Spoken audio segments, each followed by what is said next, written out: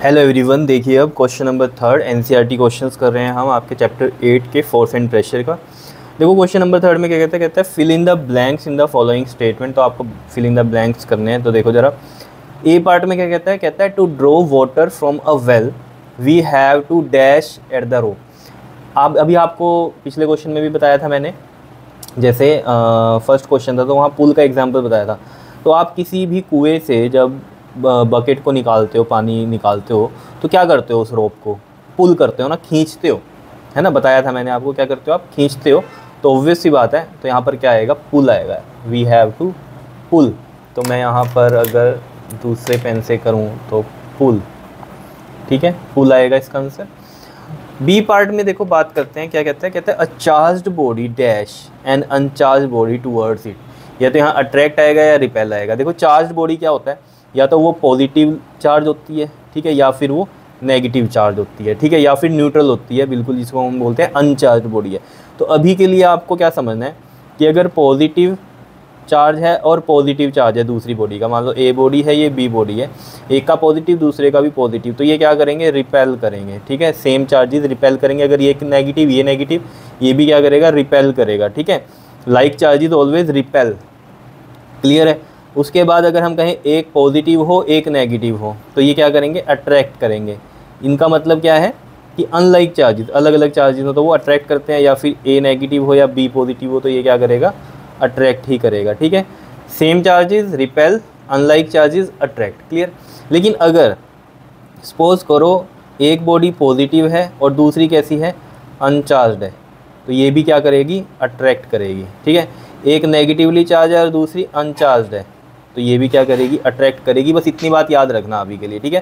जैसे कि मैंने थ्योरी में भी आपको बताया था कि ड्राई हेयर्स पर आपने कॉम्ब को जब लगाया तो बिट्स ऑफ पेपर के पास लेकर गए तो वो अट्रैक्ट हो गए। बिट्स ऑफ पेपर तो अनचार्ज थे, लेकिन आपकी कॉम्ब जो है वो चार्ज हो गई थी ड्राई हेयर्स की वजह से, ठीक है। अब वो पॉजिटिवली नेगेटिवली वो छोड़ो, चार्ज हो गई थी, इतना समझो अभी के लिए। और बिट्स ऑफ पेपर तो अनचार्ज थे, तो वो ऊपर आ गए थे। आप घर पे भी कर सकते हो एक्टिविटी, बताया था मैंने आपको थ्योरी में। तो अनचार्ज को चार्ज बॉडी हमेशा क्या करती है, अट्रैक्ट करती है, तो ये ध्यान में रहना चाहिए। बाकी डिटेल में आगे अभी आपके पास आएगा, ठीक है, लेकिन अभी के लिए इतना ही समझो, ठीक। उसके बाद कहते हैं to move a loaded trolley we have to. अब देखो लोडेड ट्रॉली है, उसको हम पुल करें कि पुश करें, क्या ईजी रहेगा हमारे लिए। तो जब भी आपने देखा होगा, आप जब मॉल वगैरह में जाते हो या फिर जो स्मार्ट बाज़ार वगैरह हैं उनमें जब आप जाते हो तो सामान लेते हो, ट्रॉली लेते हो ना, तो उस ट्रॉली को आप ऐसे खींचते हो, है ना, मतलब खींचने की जगह मैं क्या बोलूँ, उसको आप ऐसे धकेलते हो, है ना, ऐसे पुश करते हुए तो जाते हो, ऐसे अपने अपोजिट थोड़ी लेके जाते हो। जैसे कि मैं आपको एयरपोर्ट पे एक एग्जांपल बताऊँ, जैसे ये देखो, जैसे ये लेडी है, ये ट्रॉली को क्या कर रही है, पुश कर रही है ना, लोडेड ट्रॉली है, इसको ये पुश कर रही है ना, ये होता है पुश करना। अभी अगर इसके अपोजिट साइड आ जाए, ऐसे करके इसको ऐसे पुल करना शुरू करे तो बहुत डिफिकल्ट होगा इसके लिए इसको मूव करवाना, लेकिन पुश करना इजी है, तो ये इसको ऐसे सामने से ऐसे पुश करेगी। मैं ये इसलिए बता रहा हूँ कि बच्चों को कन्फ्यूज होता है कि सर पुश भी कर सकते हैं पुल भी कर सकते हैं, लेकिन पुश से ईजिली ये मूव करेगी, पुल से भी कर सकते हो लेकिन होगा नहीं ढंग से, है ना।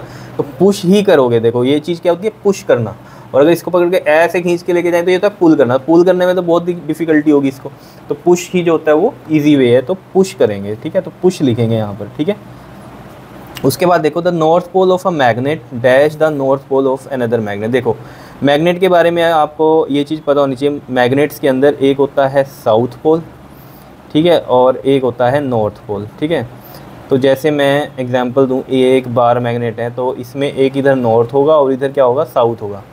अब इनमें क्या होता है, जैसे दूसरी मैग्नेट है, यहाँ पर एक और मैग्नेट है, ठीक है। अब मान लो इसका साउथ इधर है, नॉर्थ इधर है, तो इनमें क्या होगा, सेम पोल आ गए ना, जैसे कि चार्जेस में था सेम चार्जेस थे तो रिपेल, ऐसे ही सेम पोल आ गए तो ये क्या करेंगे, रिपेल करेंगे, ठीक है, इस तरीके से, ठीक है। अब अगर यहाँ पर हम कहें कि साउथ और साउथ पोल आया तो ये क्या हो गए, रिपेल हुए, ठीक है। ऐसे ही अगर साउथ इधर हो और यहाँ नॉर्थ आ जाए, मैग्नेट को ऐसे पलट दो, यहाँ नॉर्थ आ जाए तो ये क्या करेंगे, अट्रैक्ट करेंगे, ठीक है। तो यहाँ क्या है, वही कहानी है कि सेम पोल तो रिपेल, और जो हम कहें सेम पोल नहीं है यानी कि अनलाइक पोल्स हैं तो वो अट्रैक्ट। अब रिपेल में जैसे नॉर्थ और नॉर्थ हो तो ये भी क्या करेंगे, रिपेल ही करेंगे, ठीक है। क्लियर है, इसको ऐसे समझो, जैसे ये एक मैग्नेट है, ये एक मैग्नेट है, ये नॉर्थ है, ये नॉर्थ है, तो ये इसका साउथ, ये इसका साउथ, तो सेम हो गए, तो ये क्या करेंगे, रिपेल करेंगे, यहाँ रिपेल, समझ रहे हो। तो ये कहानी है इसमें कि डी पार्ट में जो आपको बोलता है, कहता है the north pole of a magnet dash the north pole of another magnet, तो क्या करोगे आप यहाँ पर, repel the north pole of another magnet. क्या इतनी बात क्लियर है, समझ में आ गई ये? ठीक है, तो ये थे क्वेश्चन नंबर 3 के, जिसके अंदर आपके 4 पार्ट थे, A B C और D। तो ये फिल इन द ब्लैंक्स हैं और समझ के करो तो ज़्यादा अच्छा रहेगा। ठीक है, चलो जी नेक्स्ट वीडियो में हम इसका नेक्स्ट क्वेश्चन करते हैं। क्लियर? ओके जी, थैंक यू।